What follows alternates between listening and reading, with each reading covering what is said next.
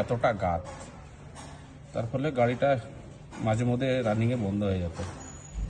আমি গাড়ি চালিয়ে দেখলাম গাড়িতে কোনো স্টার্টের ইস্যু হচ্ছে না।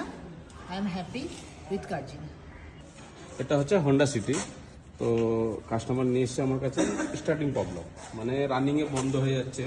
তো আমি চেক করলাম, চালালাম, আমার হাতেও বন্ধ হয়েছে।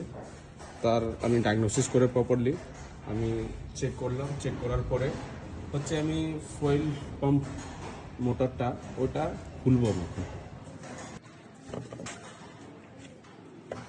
তার ফলে আমি ফুয়েল মোটরটা খুললাম।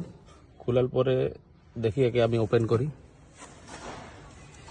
এটা হচ্ছে starting problem. Fuel pump motor সব ওপেন করলাম, দেখা গেল এই যে এতটা গাদ, তার ফলে গাড়িটা মাঝে মধ্যে রানিংয়ে বন্ধ হয়ে যেত।